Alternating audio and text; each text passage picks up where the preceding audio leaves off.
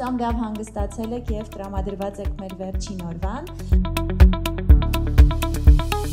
Հայաստանում ժողովրդագրական դիմակայունության հասնելու համար կարևոր է, որ բոլորս ունենանք բազային գիտելիքներ ժողովրդագրության մասին։ Դա մեզ թույլ կտա օգտագործել ժողովրդագրությունը յուրաքանչյուր ոլորտում որոշում կայացնելիս, կլինի դա ճանապարհաշինություն, դպրոցների վերաբերյալ հարցեր, մասնավոր բիզնես, թե անձնական որոշումներ։ Այդ իսկ պատճառով կրթությունը լինելու առաջին հիմնասյունը, որ բոլորս իրազեկ լինենք և մեր աշխատանքում կիրառենք ժողովրդագրությունը։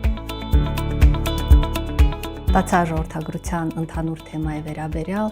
մեծ ծավալի օգտակար տեղեկատվություն եւ հույսով եմ սա ինչ շատ օգտակար կլինի իմ հետագա աշխատանքում։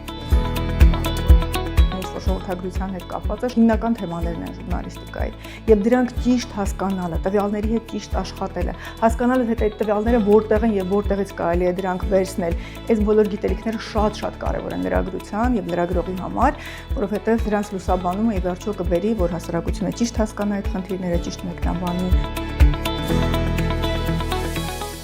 Հատկապես որ ժողովրդագրական հիմնախնդիր ասելով նկատի ունենք մարդկային կապիտալի հիմնախնդիր, հետևաբար ոլորտային քաղաքականությունը ճիշտ մշակելու տեսակետից հատկապես կարևոր է հիմնախնդրի համալիր վերլուծությունը։ Ժողովրդագրությունը ինքը բարդ, բազմաշերտ, բազմաբաղադրիչ մի իրողություն է, որը առնչվում է ու առողջապահության հասարակական կյանքի եւ գործունեության բոլոր ոլորտներին, հետևաբար ժողովրդագրական ուսումնասիրությունները, ինչպես նաև ժողովրդագրական կրթությունը, իրենք պետք է լինեն շատ համալիր, միջճյուղային, ինչը թույլ կտա ստանալ լավագույն արդյունքներ, կիրառական արդյունքներ եւ ինչու՞ չէ պատրաստել մրցունակ եւ անիմաց մասնագետներ։